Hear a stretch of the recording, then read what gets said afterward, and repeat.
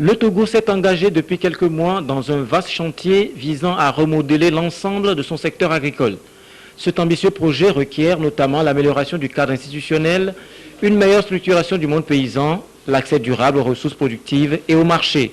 Au total, 14 actions couvrant tous les domaines de développement sont contenues dans un plan de relance d'urgence pour une enveloppe de 92,456 milliards de francs CFA. Et en vue d'apporter une réponse appropriée à la problématique de sécurité alimentaire, les autorités togolaises ont ciblé les sous-secteurs de la production végétale et animale comme étant vitaux et donc devant faire aussi l'objet de réformes. Un projet soumis aux partenaires en développement en janvier dernier à Kara, au nord du pays, pour un montant de plus de 32 milliards de francs CFA. Toujours au chapitre de la sécurité alimentaire, l'Observatoire de la sécurité alimentaire au SAT est devenu une agence nationale pour la sécurité alimentaire au Togo en SAT.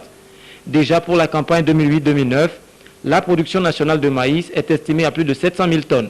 L'ANSAT en a stocké 10 000 et près de 32 000 tonnes d'excédents seront destinées à l'exportation. La vision du gouvernement togolais de redynamiser la production agricole passe aussi par une restructuration de différents services techniques comme l'Institut de conseil d'appui technique ICAT et l'Institut technique de recherche agronomique ITRA. L'ITRA a à cet effet développé de nouvelles variétés de cultures plus productives et plus adaptées aux conditions climatiques et pédagogiques, notamment en ce qui concerne le riz, le maïs, le manioc, le café et le cacao. Ces travaux de recherche seront bientôt appuyés par un centre pilote en construction et financé par la Chine.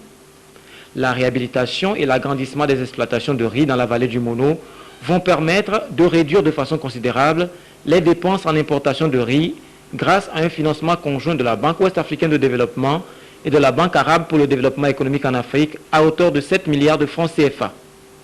À la recherche d'une agriculture plus prospère et plus diversifiée, le gouvernement togolais compte aussi sur le café et le cacao et a mis 25 000 tonnes d'engrais à la disposition des producteurs.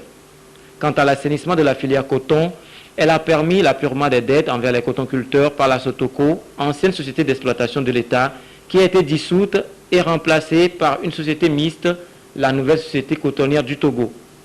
Essentiellement dans les zones de production de coton, les pistes rurales seront réhabilitées sur près de 200 km grâce au fonds Stabes évalué à 1,9 milliard de francs CFA. Des pistes qui, ainsi rénovées, vont permettre aux paysans de mieux écouler leurs produits. Les plus méritants ont été décorés par le président Faure Gnassingbé lors d'un forum des paysans tenu du 12 au 14 février 2009 à Kara. Plusieurs groupements d'agriculteurs sont aussi soutenus en matériel et leurs membres formés à travers les actions du ministère délégué auprès du Premier ministre chargé du développement à la base. Tout ce gigantesque chantier ne peut s'exécuter sans un soutien conséquent des bailleurs de fonds.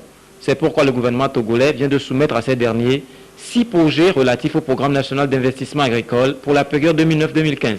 Ils coûteront la bagatelle de 900 milliards de francs CFA.